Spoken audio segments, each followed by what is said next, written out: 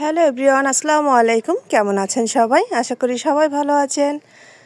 আমার ছোট্ট একটা ভিডিও আপনাদের সবাইকে আমন্ত্রণ। আসলে অনেক দিন অনেক ভিডিও করা হয় না, ভিডিওর কাছ থেকে আমি আসলে দূরে সরে যাচ্ছি, কিন্তু দূরে সরতে তো মন চায় না। আপনাদেরকে তো আমি আমার অডিয়েন্সকে ভালোবাসি, আমার যারা আমার শুভাকাঙ্ক্ষী আছে তাদের সবাইকে আমি ভালোবাসি, তাই আমি চাই আপনাদের মাঝে সবসময় থাকার। কিন্তু ইদানিং একটা ব্যস্ততা, বাচ্চাদের পরীক্ষা শুরু হয়েছে, আর মা যদি সারাদিন ফেসবুক নিয়ে ব্যস্ত থাকে, বাচ্চাদের ভবিষ্যৎ তো ওই ফেসবুকই হয়ে যাবে। তাই আর কি চেষ্টা করতেছি তাদের কিছুটা সময় দেওয়ার, এজন্যই ব্যস্ত। আর শুধু তাদের না, আমার সংসারেও অনেক কাজ থাকে। যেমন আমি সব কিছুর পাশাপাশি গার্ডেনিং করতেও খুব ভালোবাসি। এই টুকিটাকি এই যে যা যেখানে পাইছি সবটাই গাছ লাগানো শুরু করে দিছি। আজকে নিয়ে আসছি টমেটো আর বেগুন, যেহেতু শীতকাল। এই যে চারাগুলো এখন আমি পুঁতে দিব। এই যে আপনাদের সাথে আর কি ভিডিওটা করছি, কিছুটা সময় আপনাদের জন্য বের করলাম, চেষ্টা করলাম এই আর কি। আর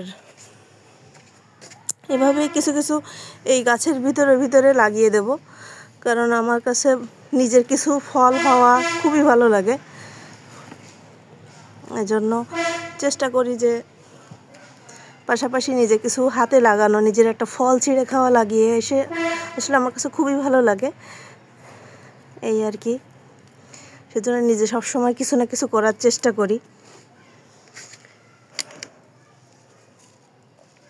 আপনারা যারা আমার ভিডিওগুলো দেখেন এবং আপনারা যারা আমার ভিডিও রেগুলার দেখেন এবং আমাকে লাইক কমেন্ট শেয়ার করেন, আমাকে ভালোবাসেন, আপনাদের অসংখ্য ধন্যবাদ আমাকে এতটা সময় দেওয়ার জন্য।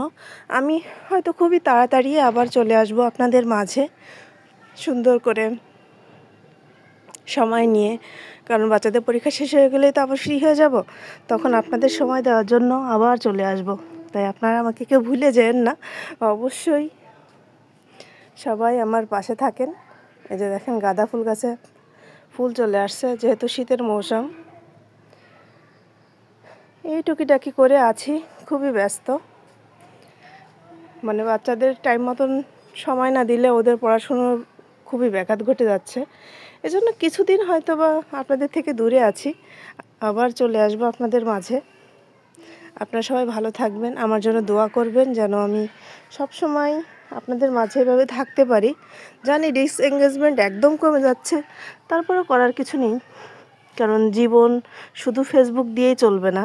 আমরা সেরকম কন্টেন্ট ক্রিয়েটর এখনও হতে পারিনি, হয়তো বা ভবিষ্যতে হব, চেষ্টা করব আরও সুন্দর সুন্দর কন্টেন্ট তৈরি করার।